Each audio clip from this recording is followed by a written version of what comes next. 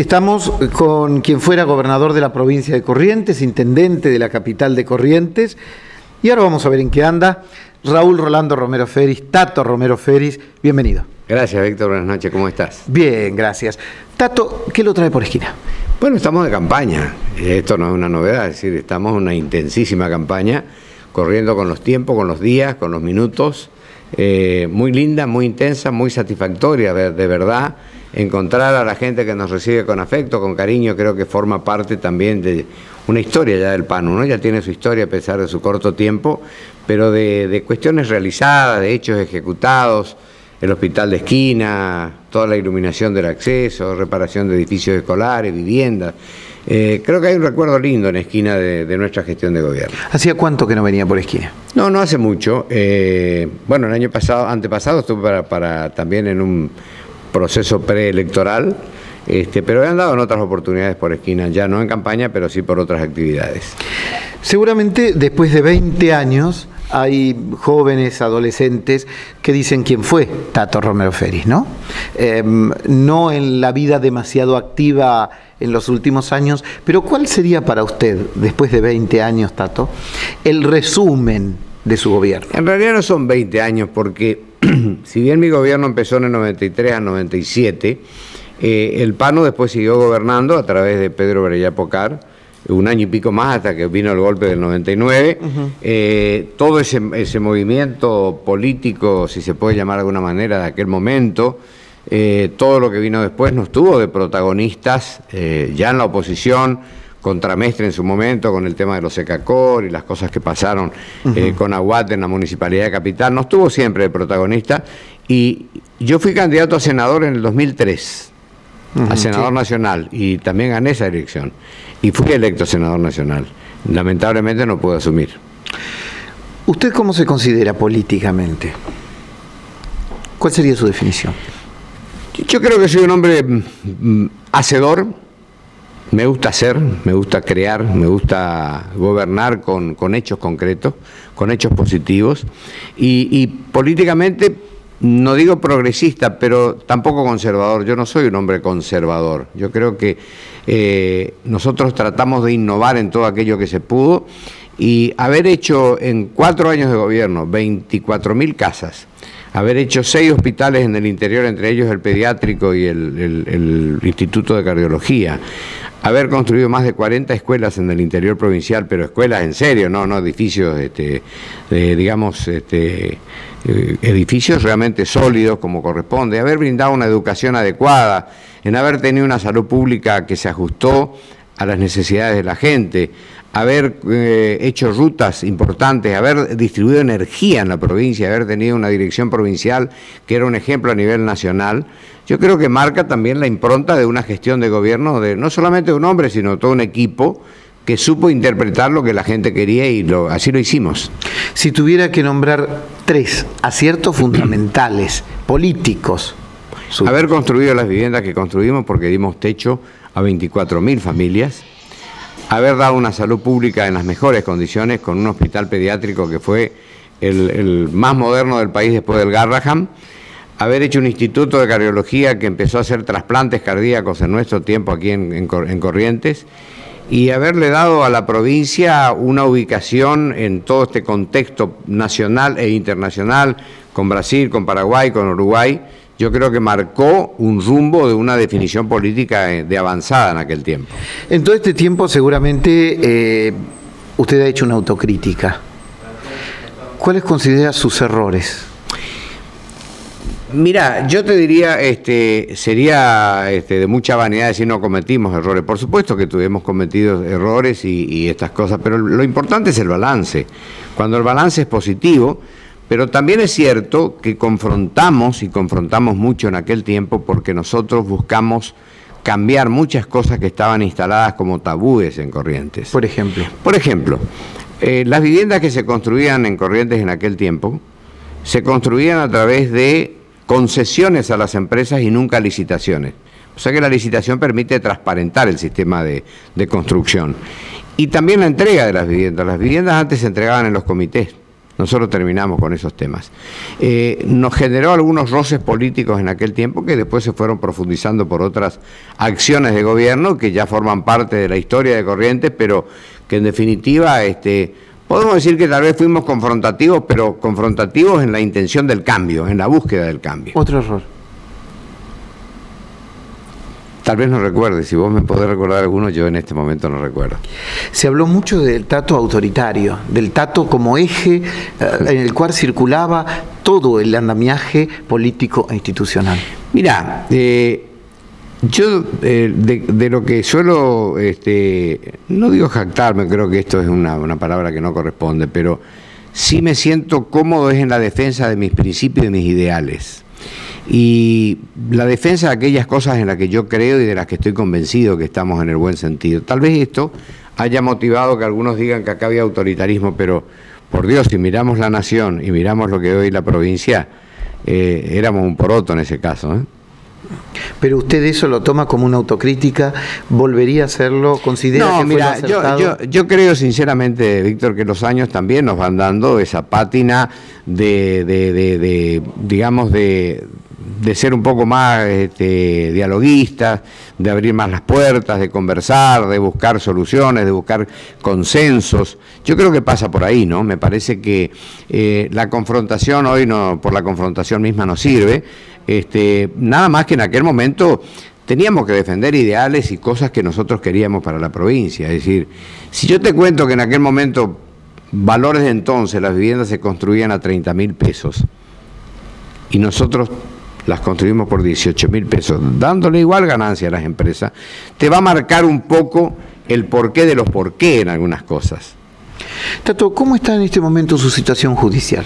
Mi situación judicial hoy está ahí muy tranquila, espero que se agite en los próximos días, porque pasa que cada elección tenemos algún proceso de esta naturaleza, se agitan las aguas judiciales, pero yo he sido víctima de un proceso judicial viciado de todas las nulidades habidas y por haber, pero fue con una finalidad puntual, es decir, tenía que haber causas para que hayan condenas y a partir de las condenas lo accesorio que era la inhabilitación.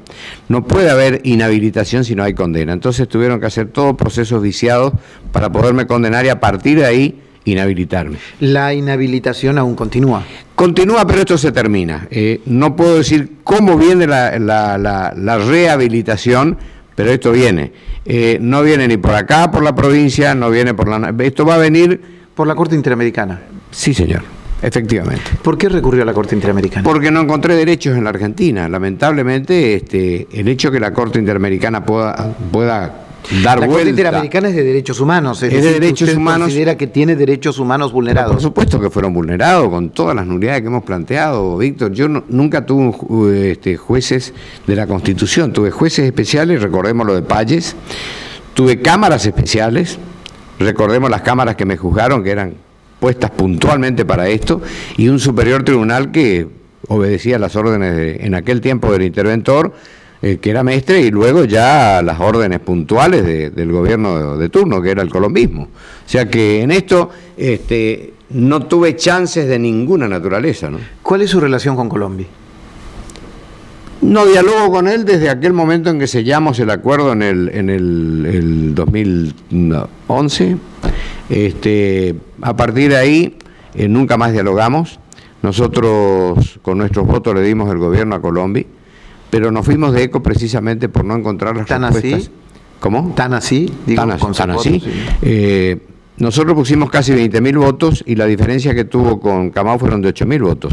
Recuerdo la cifra para que la gente tenga una idea. Es decir, si nosotros hubiéramos votado al peronismo en vez de a Colombia, pues Colombia hubiera perdido por más de 30.000 votos.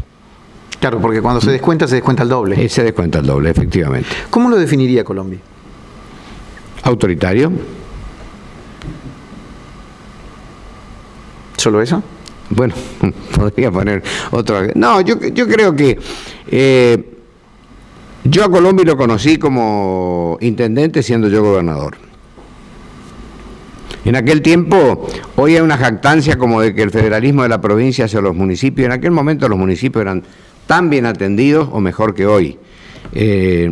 Nosotros cuando Nora fue intendente no tuvimos la suerte que él tuvo de que yo lo ayudara muchísimo, al contrario le negaron todos los recursos en aquel tiempo, y esto marca un poco esa impronta que yo digo de autoritarismo. Se le negó al municipio de la capital en aquel momento durante 4 años la coparticipación federal, y yo creo que esto es eso forma parte de un autoritarismo. Autoritarismo por ahí no es gritar un poco más o enojarse un poco menos. Pasa por este tipo de actitudes que en definitiva son las que rompen un esquema de democracia o de funcionamiento interno del federalismo, porque esto que reclamamos a la nación, también tenemos que practicarlo de la provincia para adentro, ¿no? Y esto es lo que a veces falta. ¿Cómo definiría el correntino? El ser correntino, digamos. El hombre, la mujer de Corrientes, del interior de la provincia o de la capital. ¿Cuál sería el tipo? Gente tranquila, gente de trabajo, y responde a determinadas zonas de la provincia, ¿no? Una zona un poco más, la zona, llamemos Montecasero, Mocoretá, esa zona donde hay mucho gringo con el buen sentido de la palabra y con todo respeto, donde hay un funcionamiento de una forma de encarar las cosas de una manera distinta, y después estamos los que vivimos un poco más al norte, que tenemos otra forma de manejarnos, pero en realidad el correntino es un hombre de paz, de trabajo, de esfuerzo, tanto el productor grande, pequeño, mediano, el comerciante. Yo creo que Corrientes es una provincia que en su momento, y hay que decirlo con todas las letras, sobresalió en el conjunto de las provincias del NEA. Usted habló de Pedro Brayapo Car en algún momento de la entrevista. Pedro Brayapo Car, ¿qué significó para usted? Un fracaso. ¿Por qué? Un fracaso, porque no supo estar a la altura de las circunstancias de lo que el Partido Nuevo le dio. Le brindó la gobernación, nada más y nada menos, y no supo estar a la altura de las circunstancias. Y después fue un hombre que se olvidó de los amigos, porque cuando yo estuve preso durante 3 años y medio que me tuvieron detenido sin razones justificadas, jamás supe de él. Es decir, yo creo que un amigo tiene que responder a un amigo, sobre todo cuando lo pusimos donde lo pusimos. ¿Cuántas causas tuvo? No me acuerdo. Te puedo decir que 60, 80, no sé cuántas. Volaba un papel y era Tato el responsable, fiscal, otra causa. Esto ¿Sintió traiciones? ¿Se sintió traicionado? Sí, cómo no, claro que sí, por supuesto. Hubieron traiciones. Pero yo he superado todo eso, te digo con franqueza y lo digo con la mano en el corazón. Yo he superado todo tipo de actitudes de esa naturaleza, aquellos que me he abrazado con todos los que me pusieron preso, y no en actitud hipócrita, sino que creo que hay que mirar para adelante, hay que construir en un sentido positivo, porque si nos ponemos a mirar con el retrovisor y a pensar en todas las cosas malas que nos pasaron, yo creo que podríamos estar enfrentados toda la vida, y yo creo que no pasa por ahí. Yo soy un hombre de familia, un hombre que creo en la amistad, que creo en las cosas buenas de la vida, y soy un hombre de trabajo, soy un hombre honesto, y esto lo ratifico, y ante cualquiera lo voy a seguir diciendo. Aprendí de mi familia lo que es el trabajo, lo que es la honestidad, lo que es el esfuerzo. Todo lo que se ha tenido en mi familia ha sido con esfuerzo y con trabajo. ¿Usted no tiene ningún tipo de sociedad económica, empresaria con el actual gobernador Colombi? No, ninguna. Ninguna. ¿Por qué? ¿Hay un comentario? Porque también... Muchos. No, muchos, en absoluto. Muchos. Lo que yo tengo hoy es mío y de mis hijos. O sea que tengo algunas cosas que son propiedad mía, que están inhibidas, que no puedo disponerlas, y otras cosas que son de mis hijos, que todos trabajan conmigo. Nosotros vamos a una pausa y le dejo una pregunta en suspenso. ¿Cómo no? ¿Qué significó esquina en el famoso 99? Ya volvemos. Bien.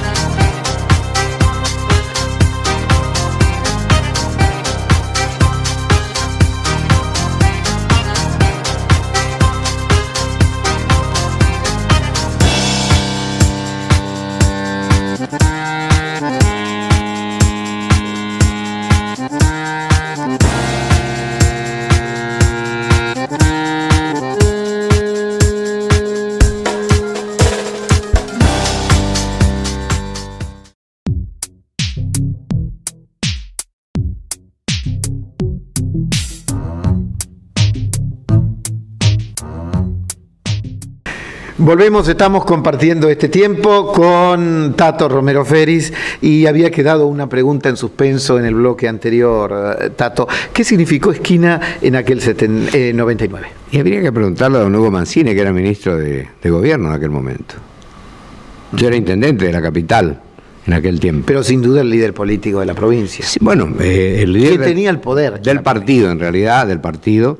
Pero, bueno, acá hubo un objetivo, es decir, tumbar el gobierno en el 99 fue todo armado, premeditado, no se refinanciaron las deudas de la provincia, se fueron generando privaciones a la provincia en cuanto al logro de objetivos. Hubo una legislatura que nosotros no la teníamos todavía, la íbamos a tener mayoritariamente en octubre, por eso tumbaron en julio. Bueno, todas estas cosas que se fueron dando, que yo por ahí prefiero dejarlas, porque ya no tiene sentido recordar todo esto, ¿no? ¿Y qué significó Mancini en ese contexto? Y Mancini estuvo ausente, en verdad, porque Mancini vino a Esquina, cuando empezó el movimiento vino a Esquina, dejó en manos del subsecretario, y así quedaron las cosas, ¿no? Es decir, no hubo una actitud de defensa del gobierno en aquel momento. Sin embargo, ustedes tuvieron una ligazón política muy importante. No, seguro. Yo a Hugo lo quiero mucho, es un hombre que construyó el Partido Nuevo conmigo, junto con otros amigos, el caso de Chino García también, somos todos cofundadores del Partido Nuevo. Por eso, en verdad, me sorprendió un poco la actitud desdibujada que ha tenido la diputada Mancini, ¿no? Ya nos ocuparemos de ese tema. En principio... Pero no lo soslayemos. Porque son temas importantes que hay que tener en cuenta. Con esta cuestión. En definitiva, en la historia política y en la historia de la conformación incluso del Partido Nuevo y antes, los Mancini y los Romero Feris, siempre se ha dicho que se querían pero no tanto. No, yo por Hugo siento un especial cariño y debo decir que su esposa, cuando fue legisladora, cumplió fielmente con los mandatos partidarios.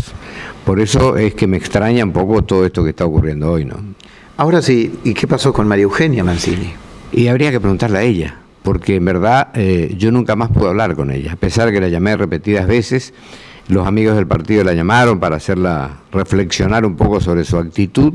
Ustedes antes de tomar la decisión de la expulsión, ¿no pudieron hablar con ella? Yo traté de hablar. Una sola vez hablé, vino a mi oficina, hablamos, me volvió a jurar lealtad y al otro día estábamos del otro lado. Entonces creo que, no obstante, la llamé 2 o 3 veces más porque sentía también un cariño muy especial por ella, ¿no? Una chica joven que tenía, digamos, prometía en el partido, y que tenía todo un camino para andar partidariamente desde el momento que se le eligió diputada, que fue en realidad por pedido del padre, por la familia. La familia me visitó en su momento, padre, madre, hijo, hija, nietos, que fueron a pedir para que ella fuera candidata. Incluso el Chino García, que hoy es el candidato nuestro, resignó en su momento el lugar que le correspondería a efecto de que ella pudiera llegar a este lugar. El Partido Nuevo, sin Tato Romero Feris, ¿existe? Existe, claro que existe. Si yo me fuera hoy del partido, el partido existe, tiene sus estructuras intactas, de hecho que está funcionando sin la presidencia administrativa de parte mía. Yo soy presidente político del partido porque la justicia no me permite, como me sacaron del padrón, no me permiten ejercer la presidencia del partido desde el punto de vista administrativo. Yo no firmo papeles del partido porque no lo puedo hacer, pero sí, bueno, soy el presidente político, es decir, Chino García es el vicepresidente primero del partido. Breve, ¿cómo ve al país? Complicado. El nuevo presidente, sea quien fuere, va a tener un país complicado, donde los términos económicos están totalmente distorsionados, los términos sociales están distorsionados, la situación financiera se va a ir agravando, está un poco maquillada en estos últimos tiempos, pero confiamos en el cambio. ¿Qué opina de Cristina Fernández de Kirchner? La soberbia pasa por ahí, ¿no? Que hablábamos hoy de la soberbia, por ahí pasa la soberbia. ¿No se encuentran para nada parecidos en nada? No, yo no la encuentro parecida porque yo no he generado confrontaciones permanentes. Cuando yo confronté fueron en aquellos casos en que íbamos a producir cambios importantes. Y te voy a relatar un caso puntual porque es importante tenerlo en cuenta. Cuando nosotros llegamos al gobierno, la caja de previsión de la provincia, la caja de jubilaciones, estaba fundida. Entonces vino el momento... El famoso IPS, aclarémosle el famoso IPS. En aquel momento, Cavallo, ministro de Economía de la Nación, de Menem, se quiso llevar todas las cajas a la Nación. Nosotros nos opusimos tenazmente porque yo había hecho un compromiso con los jubilados de la provincia. Entonces, ¿qué tuvimos que hacer? Recomponer un poco la caja. ¿Qué pasaba en aquel tiempo con los legisladores? Supongamos que vos eras legislador, tenías 40 años, 35 o 45. Te jubilabas, al terminar tu mandato podías jubilarte, sin tener los años necesarios, y cobrabas tu jubilación. Si a su vez volvías a ser legislador, cobrabas el sueldo de legislador y cobrabas el sueldo de jubilado. Esto es una barbaridad, porque la caja tiene que ser una cuestión solidaria, donde todos aportemos para que todo pueda funcionar. Nosotros planteamos una ley en aquel momento para que este privilegio se terminara. Esto generó los primeros choques con los legisladores de entonces. No me aprobaron la ley. Lo hice por necesidad de un decreto de necesidad de urgencia. Y ahí empezaron los conflictos. Este fue el disparador principal. Pero eso no es soberbia, eso es tratar de poner las cosas en el lugar que corresponden. ¿Cuál es su relación con el Partido Autonomista, del cual alguna vez salió? Muy buena hoy, muy buena. Precisamente por lo que yo decía al principio, que no hay que mirar el pasado. Hay que tratar de construir para adelante, y más allá de las diferencias que hemos tenido, de los choques muy frontales que tuvimos, yo creo que hay una misma ideología, un mismo pensamiento, y hoy mismo hemos estado compartiendo, por una invitación del Partido Autonomista en su comité, hemos estado compartiendo una reunión con sus miembros. ¿Qué significó la Iglesia en aquel momento? La Iglesia, yo creo que en aquel momento Monseñor Castaña jugó un papel distorsivo de lo que era la realidad social de Corrientes. Sin duda importante.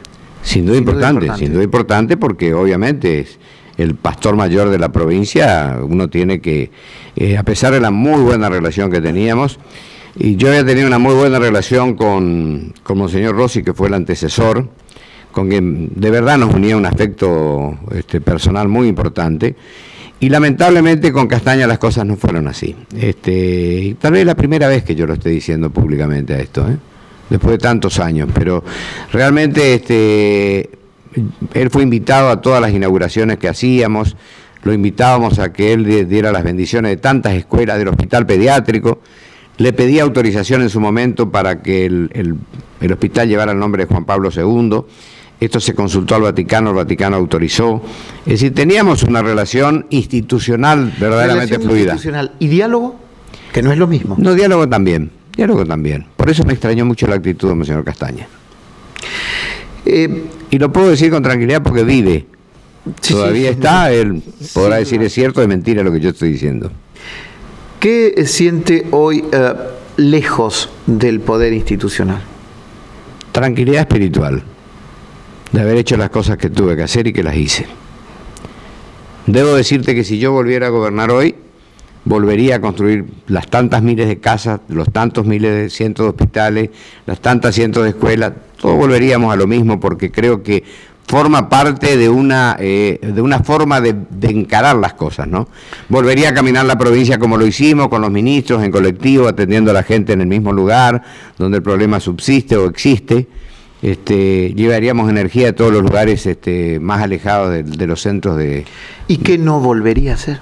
¿Qué no volvería a hacer? A confrontar, tal vez, trataríamos de encontrar caminos de diálogo más comunes. Yo creo que, por eso digo, creo que el paso de los años nos van dando a nosotros una visión totalmente, tal vez un poco diferente de aquel momento, donde la vorágine de la necesidad del cambio, sabíamos que teníamos solamente 4 años para gobernar, no había reelección en aquel tiempo, entonces había que hacer todo muy aceleradamente, y tal vez 4 años son pocos para producir los cambios de fondo que nosotros produjimos. ¿Con quién jugará en las elecciones próximas a nivel presidencial? El partido decidió jugar con Scioli, vamos a apoyar a Scioli. ¿Por qué? Primero porque el color naranja. Bueno, el color naranja, que le decíamos recién a los amigos justicialistas con quienes estuvimos conversando, porque también estuvimos charlando con ellos recién, que el color naranja es prioritariamente nuestro. tiene 20 años nuestro Corona, o más de 20 años, ¿no? Pero yo lo veo a Scioli como un hombre distinto, así lo vimos en el Partido Nuevo. Distinto al kirchnerismo. Yo creo que él no es kirchnerista y va a mostrar que no es kirchnerista poco tiempo de asumir. El kirchnerismo es un ciclo agotado. Nosotros no compartimos ni el 5% del kirchnerismo. Y con Macri, voy a decir francamente, con Macri también conversamos con la gente de Macri, pero encontramos mucha soberbia en el macrismo. Como que no querían unirse a los partidos provinciales, y esto fue uno de los motivos por los cuales empezamos a conversar con otros, y tuvimos, el mismo día que estábamos analizando este tema, tuvimos el llamado telefónico de Scioli y pudimos dialogar telefónicamente con él. ¿Quiere volver a ser gobernador? Voy a volver a ser gobernador si la gente me apoya y me acompaña. Voy a volver a ser candidato. A partir de ahí, el pueblo dirá cómo serán las cosas. Pero voy a estar en condiciones en poco tiempo más de ser candidato. Última pregunta. El Poder Judicial siempre se ha dicho que en su época era dependiente del poder político. De hecho, que la intervención ha removido muchos jueces, más allá de lo que... no entremos en juicio de valor. Mira, ¿considera los jueces, hoy que el poder Judicial es independiente? Los jueces que removió en aquel momento la intervención eran jueces que venían de carrera de muchísimos años. Habían miembros del Poder Judicial con 30 y pico, 40 años de vigencia, es decir, no eran jueces puestos por tato, o sea que mal podemos decir. El Superior Tribunal sí, porque había estado intervenido, el Superior Tribunal no existía, hubo que armarlo, y el Superior Tribunal estuvo armado por un autonomista, un liberal, y después los 3 miembros restantes no pertenecían a ninguno de los partidos políticos. Estaba doña Alicia, la doctora Alicia Duhalde, que venía de una militancia radical, pero era jueza de carrera de muchísimos años, y así sucesivamente. Habían los otros 2 ministros, ninguno pertenecía a los partidos políticos. Era una corte provincial absolutamente independiente del poder político. Última, ¿qué sueños tiene? Que cambie Corrientes y que cambie la nación. Yo creo que tenemos un país extraordinario y tenemos una provincia, siempre lo digo, es una provincia potencialmente con una riqueza espectacular. Tenemos 6ª provincia ganadera, 1ª provincia forestal, 1ª provincia arrocera, 1ª provincia en tendalero de frutihortícola. Me parece que estamos desperdiciando la capacidad y el potencial que tiene Corrientes, y esto no se arregla solamente pagando sueldo todos los meses. Ahora sí le prometo que es la última. Sin dudas, aparentemente, el gobernador Colombi... Empieza a cobrar a partir de esta pregunta. Muchos dicen que intenta la es decir, una suerte de reforma de la Constitución, donde para lo cual, para habilitarlo, necesitarían números de diputados y demás. Si en esos acuerdos políticos que indiscutiblemente existen, ofrecería determinadas garantías, como la no inhabilitación y demás, pero él poder lograr la reforma de la Constitución, ¿se la daría? Ni aún con eso. Ni aún con eso. Muchas gracias. No, pero voy a aclarar por qué. Porque no es una cuestión de capricho. Todos mis amigos saben que jamás en las negociaciones políticas yo he puesto mi situación personal por delante. Y esto lo digo con todas las letras, y si alguien dice lo contrario, que venga y que me lo diga, que me lo demuestre. No es así. Aparte, creo firmemente que la Constitución no hay que estar toqueteándola cada rato, y de acuerdo a la intención de cada personaje. Sin duda. Y además pregunto, ¿para qué quiere Colombi 4 años más? Si ya en 16 no hizo lo que tendría que haber hecho, ¿para qué quiere 4 años más? Se dijo que ustedes eran una familia, recuerda que se pasaban de hermanos, de primos y demás, al final estamos más o menos igual. No es así. No es así, porque yo fui intendente por méritos propios, hice creo que una buena gestión, y el partido me eligió, los 2 partidos, autonomistas y liberales, me eligieron como candidato en su momento. ¿Alguna vez Corrientes va a salir de ese pensamiento unívoco, de ese gran cherubichá que parece que necesita? Es que los tiempos modernos van cambiando las cosas. Lo que pasa es que yo creo que lo que hay que hacer es formar equipos. Por eso digo que el Partido Nuevo, y en nuestro caso, nosotros no somos un partido conservador. Somos un partido moderno que busca modernizar todos los esquemas y los sistemas de funcionamiento. Lo que pasa es que en un equipo tiene que haber un liderazgo. Si no hay un liderazgo, las cosas no funcionan. Y cuando digo liderazgo significa, hay una diferencia entre el jefe y el líder. El jefe es aquel que manda hacer, y el líder es el que va al frente de su equipo y trabaja con ellos. Usted siempre fue por frente, ¿no? frentes. Frentistas, siempre fuimos frentistas. Ahora, ¿el frentismo no apaga a los partidos políticos? Porque estamos en un, perdón, ¿no? Pero estamos en un país donde parece que los liderazgos mesiánicos, hoy no se habla de un justicialismo, no se habla de un radicalismo, no se habla de un liberalismo, Mirá, se habla de Macri, Víctor, Massa. Cuando lo que se intenta es el poder hacer una transversalidad, sí creo que se apagan los partidos políticos, y es lo que pasó entre Colombia y Kirchner, porque no olvidemos que Kirchner, Colombia durante sus primeros 8 años de mandato fue kirchnerista. Gracias, Tato. Gracias. Un gusto, ¿eh? Muy amable. Seguimos con ustedes.